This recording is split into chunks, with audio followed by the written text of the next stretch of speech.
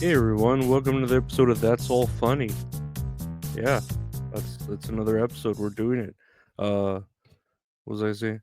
Slow rodeo, go over, slow rodeo out in the snow. I've been listening to the Chili Peppers album a lot, the newest one. The Return of the Dream Canteen. Like I'll be working right because I work from home and uh just put it on like at the lowest volume my computer can do it, and yeah, just listen to it over and over and over again along with like random like Angus and Julia Stone.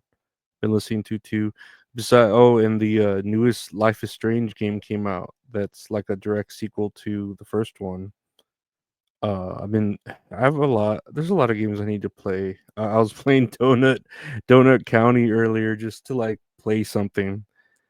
Just to like all day. I haven't done shit. I slept till like 3 in the afternoon, or 4 even, and then I went to like the store to buy toilet paper and paper towels because we're out, and came back home, and yeah, like that's really all I did, and I'm just like fuck, like I don't know. It's fucking just really lazy, dude. And I don't know. There's a lot to do because my niece's birthday is getting close. Then my dad's birthday is getting close. He's gonna be 70, and he was pretty like upset that Trump won. He's like he really hates Trump, like really bad. And I was trying to like console him because I don't like I just said, I've told you in my podcast, I don't care who wins. I feel like my job's gonna stay the same regardless. I'm not gonna get paid any more or any less.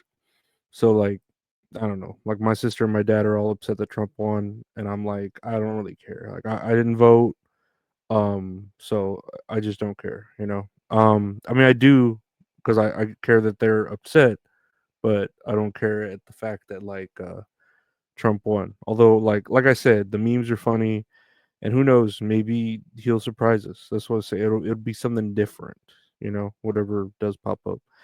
Um, as far as news goes, I was gonna look. I mean, there's some news I could go over. What did I do? Oh, my niece came like somewhere in the middle of the day, and she hung out with me for a little while, and that was nice because it's nice to hang out with her, especially when I'm off. And she's really interested in chimney sweeps. Like she's an artist and she draws like a lot.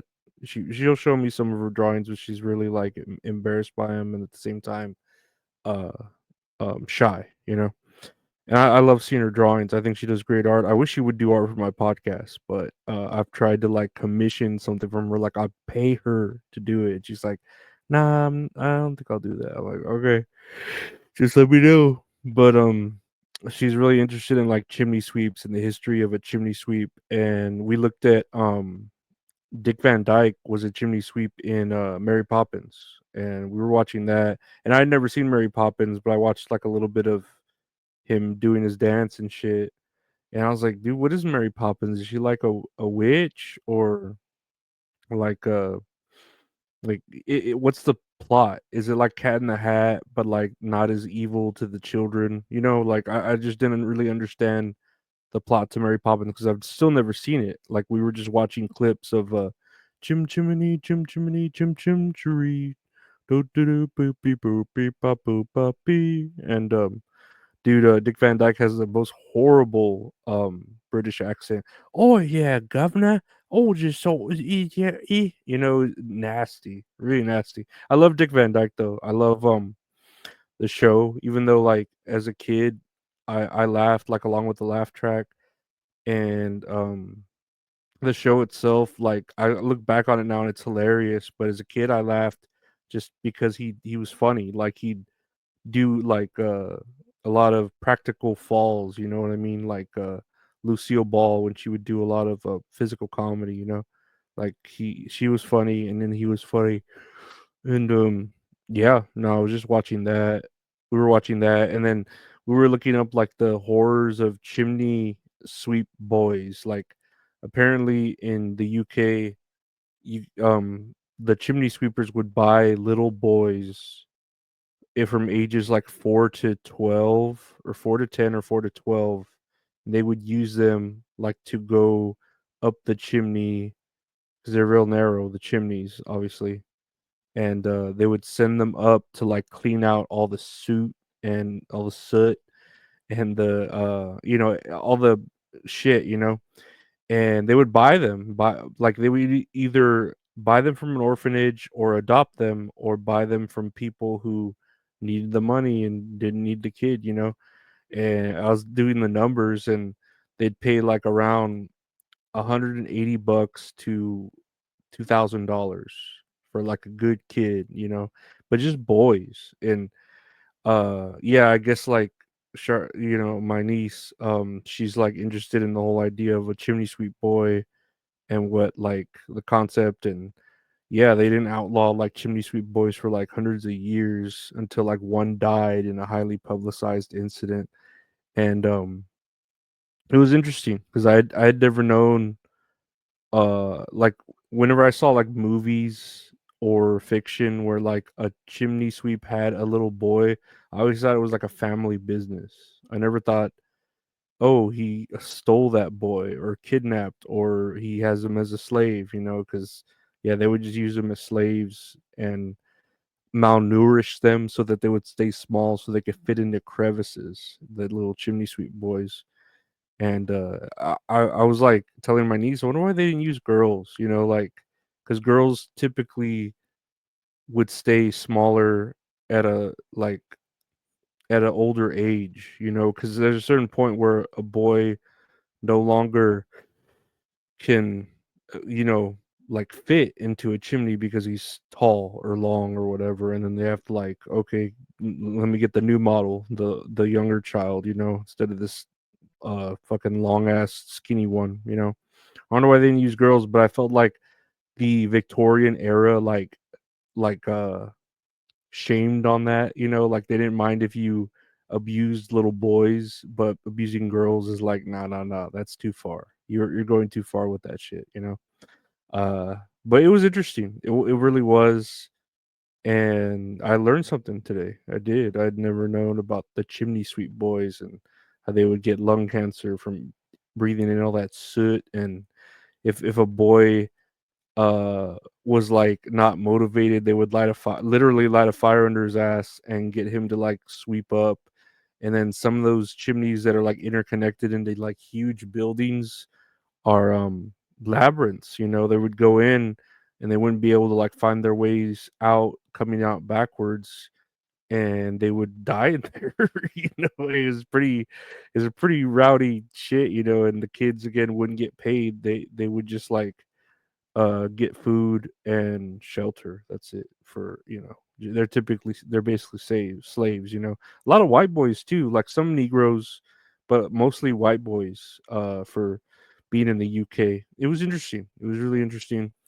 And I'm looking here at news. Like right now I'm watching like basketball games because I got some parlays. I shouldn't be betting on parlays, but I'm a sick man. I'm obsessed. I want to win some money. So I'm on the Raptors versus the Clippers. Hopefully I hit something, but it's halftime, so I thought I'd record the podcast. And yeah, I see Notre Dame rings its bell, its cathedral bells for the first time in 5 years.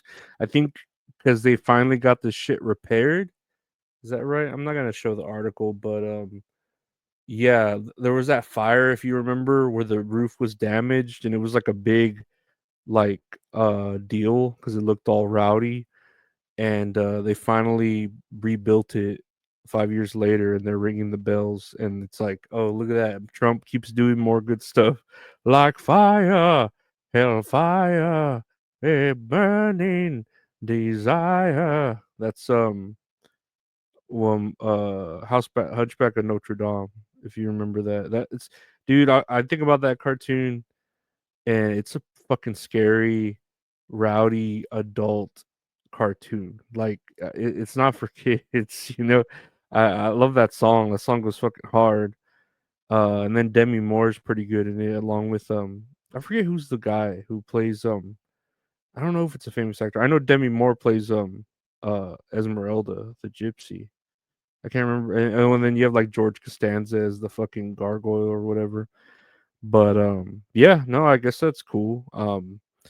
They should really remake. I mean, they've had Hunchback of Notre Dame in real life settings and in plays and stuff. I don't know why they don't remake that film though, because I think it would go pretty hard, especially with the actors that like they could do in the CGI and shit.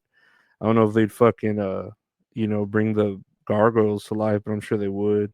Should just have Quasimodo fucking do mushrooms and see the fucking gargoyles and shit in the other dimension, or do some ketamine and tear through that fucking hexagon hole, into the next fucking geometric plane. I mean, why not? Like there are worse things to see, I think, than singing gargoyles. I mean, gargoyles are pretty scary in general, but if you'd see some like nice ones that were singing and not like mean, I think that'd be pretty cool. I think I'd be down to talk to some gargoyles and see what's up if they weren't like scary looking like a reptile from fucking fucking Mortal Kombat when he's goes into like the body of a of a gargoyle and turns into a reptile, and then he ends up dying because of Liu Kang. That's a weird ass fight. And then when he like becomes reptile, you just hear like the announcer reptile. When he turns into reptile. Whatever. It's a good movie though. I love Mortal Kombat. Mortal Kombat's great. Mortal Kombat. Sonya.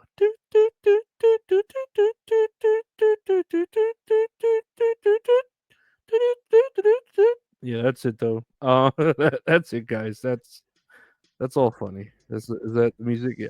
I want to thank you for listening to the podcast. That's all funny. Available anywhere podcasts are available. Just search That's All Funny. A podcast with my buddy Gabe called That's All Kayfabe. We're talking about wrestling. That comes out on Mondays. Check it out live. That's All Kayfabe. Anywhere podcasts are available, just search That's All Kayfabe. Check it out on Spotify and Apple. Apple, I do a show with the wonderful Mint Salad called Tits and Areolas with Mint Salad, where we talk about a movie we watch and then play a little game afterwards. Oh, TV shows too. We do TV shows and movies, and we talk about it, and then we play a little game. It's fun. She's hot. She's funny. I'm fat, but I'm kind of funny, so it works out. Check it out Tuesdays, Tits and Areolas with Mint Salad, 8 p.m. Central, 9 p.m. ET. Anywhere podcasts are available, just search for it on your favorite podcast player, Apple's, iTunes, and Spotify as well. You can check all those shows out on the YouTube channel, youtube.com/@LorenzoAriola. I also have a Patreon where you can help support the shows. You get them early and ad-free. Check it out, patreon.com/LorenzoAriola. $5 a month to see everything. Ad-free, early episodes, bonus episodes, late episodes. Check out the donation links there. I want to thank everyone, my Patreons. Thank the subscribers. Thank everyone for liking, subscribing, commenting, sharing. Stay safe. Bye.